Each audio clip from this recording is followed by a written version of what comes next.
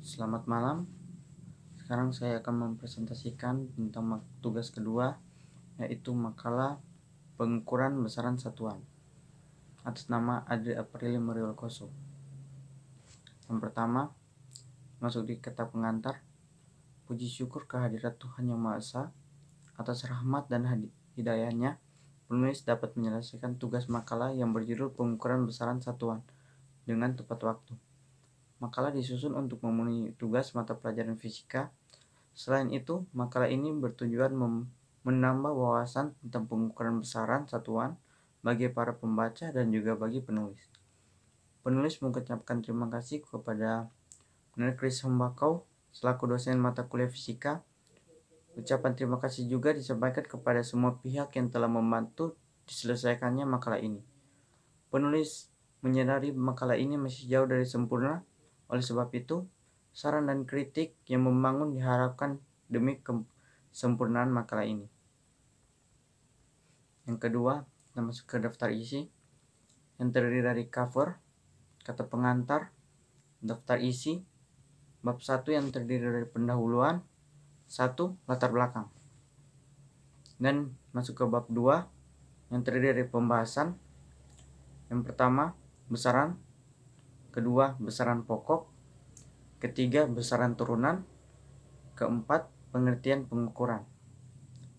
Kita masuk ke bab 3, yaitu penutup, yang terdiri dari 1 daftar pustaka, 2 kesimpulan. Kita masuk ke bab 1, yaitu pendahuluan.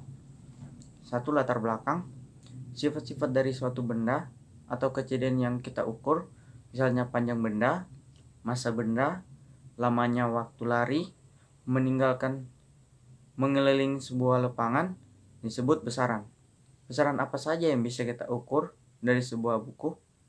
Pada sebuah buku, kita bisa mengukur masa panjang, lebar, dan tebal buku. Bagaimana kita mau menyatakan hasil pengukuran panjang buku? Misalnya, panjang buku sama dengan 25 cm. cm disebut satuan dari besaran panjang. Masa buku sama dengan 1 kg. Kilogram disebut satuan dari besaran massa. Jadi, satuan selalu mengikuti besaran, tidak pernah mendahulunya. Di masyarakat, kita kadang-kadang terdapat satuan-satuan yang tidak standar atau tidak baku.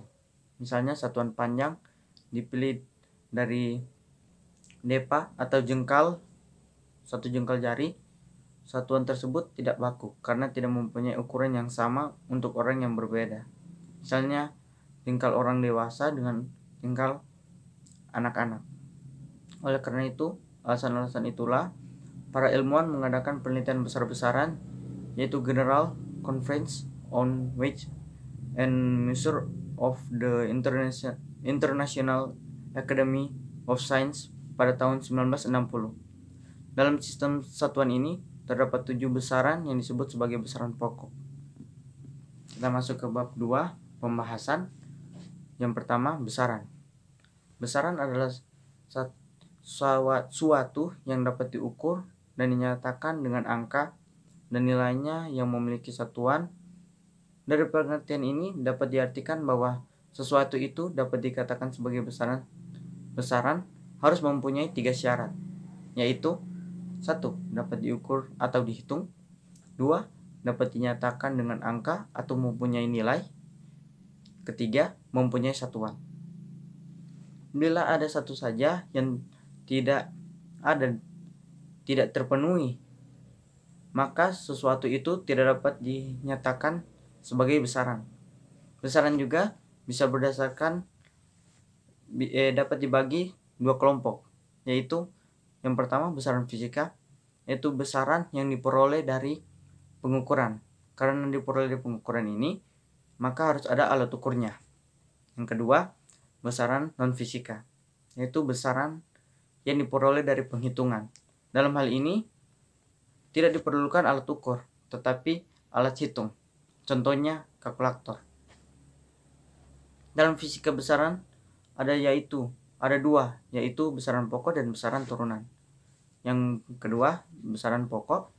Besaran pokok adalah besaran yang satuannya telah ditetapkan terlebih dahulu dan tidak diturunkan dari besaran lain. Besaran pokok yang paling umum ada 7 macam, yaitu bisa dilihat dari tabel. Yang pertama panjang, satuannya meter. Yang kedua massa, satuannya kilogram. Ketiga waktu, satuannya detik. Yang keempat kuat arus, satuannya ampere. Yang kelima temperatur, satuannya Kelvin. Yang keenam kuat cahaya, satuannya kandela. Yang ketujuh dan yang terakhir adalah jumlah molekul, yaitu mol. Satuannya adalah mol.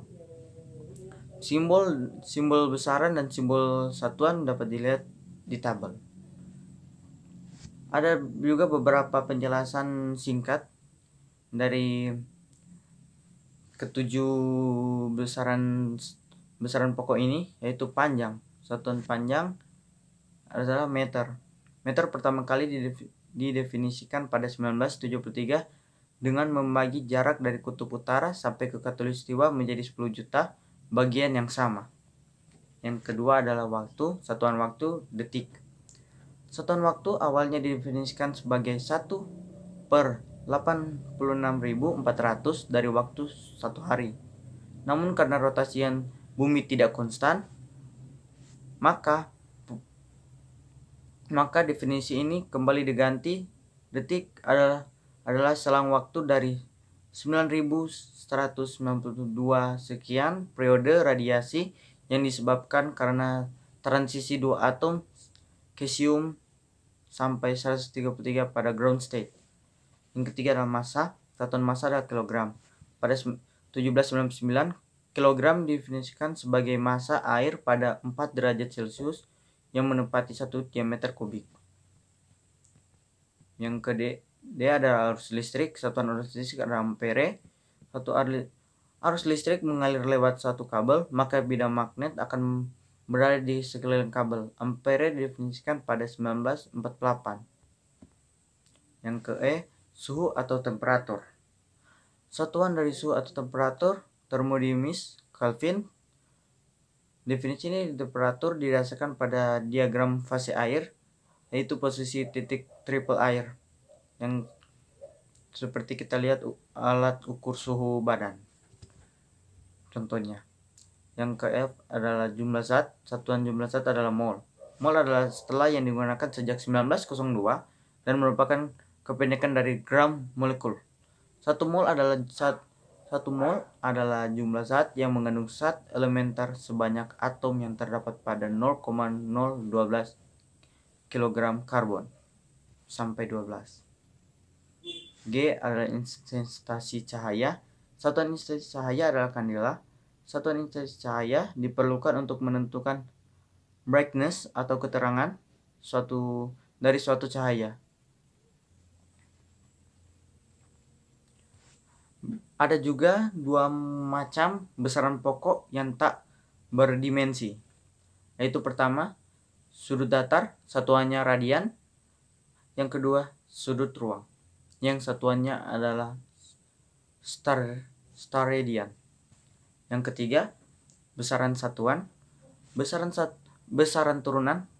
Besaran turunan adalah besaran yang satuannya diturunkan dari besaran pokok.